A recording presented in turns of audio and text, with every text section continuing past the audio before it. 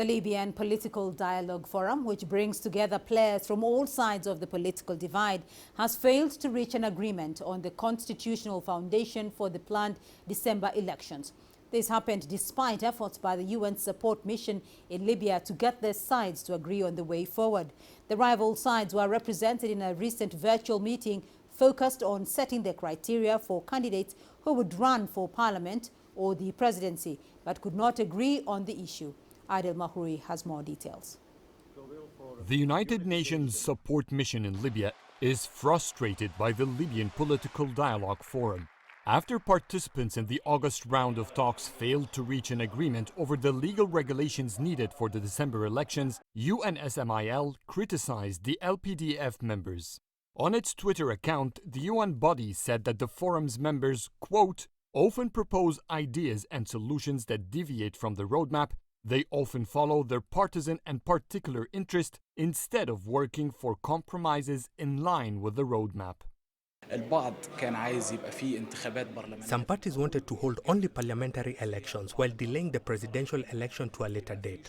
Others proposed criteria for candidates that would marginalize their rivals from running. For instance, some are pushing to allow people like Saif al-Islam Gaddafi's son to run. The UN mission has been criticized for giving room to such ideas to interrupt the talks. The deadlock has led to rival Libyan factions issuing their own legislation for the upcoming elections.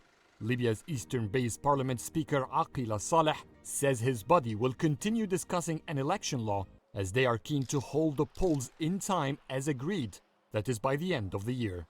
The Western-based Council of State has warned against the passing of any law that it did not participate in formulating. The way out of this chaos is for the current government to achieve three goals. The first is to focus on a peaceful transition of power, to hold the presidential and parliamentary elections on time, and to make a new constitution. They also need to ensure that no one from the current politicians or military men runs in the elections. Libya must rely on new faces rather than working on marginalizing people like Haftar and keeping others from the rival sides or the other way around. The UN's road to issuing a legal guideline for the election is somewhat complicated. 3 Libyan committees are involved in the process. One of them includes both the Parliament and Council of State, 2 bodies that clearly do not trust each other. In addition, there are legal and consultative committees. To hold the elections on time, Libyans must agree on the constitutional foundation for the voting process while giving enough time for candidates to apply and campaign. The unity government also needs time to prepare for the voting process accordingly. With only 5 months remaining on this crucial vote, Libya is running out of time. Adel Mahrouri, CGTN, Cairo. Let's hear more now from Emma-Dedin Badi, a senior analyst at Global Initiative Against Transnational Organized Crime based in Toronto, Canada. Emma-Dedin, thank you for joining us on the program. So first, what are the reasons, though, behind the failure by the Libyan Political Dialogue Forum to reach an agreement on the constitutional foundation for the planned December elections? In a nutshell, I think it's a focus of the UN mission on the process rather than the on the outputs rather than the process. And on the Libyan side, it's really led to an enablement of spoilers.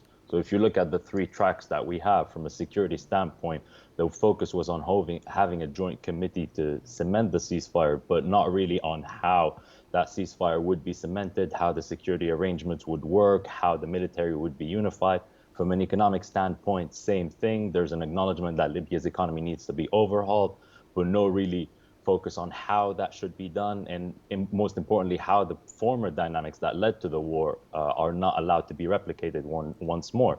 And from a political standpoint, it's really the same thing.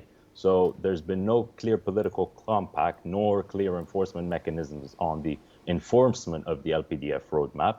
And that has led now to an almost catch-22 situation where everyone, because of how the LPDF unfolded and because of all these obstacles, is now focused on presidential elections on the 24th of December instead of focusing on anything process-related. And anyone that tries to contest the idea that maybe elections is not what is needed on that date in particular, and perhaps certain conditions should be attached to that for them to be free and fair is ultimately labeled the spoilers. And that has really allowed several actors to weaponize a lot of aspects of the LPDF roadmap and nitpick what suits them best, basically. So if the how is not really being discussed, what then do you think needs to be done for the forum to agree on a way forward?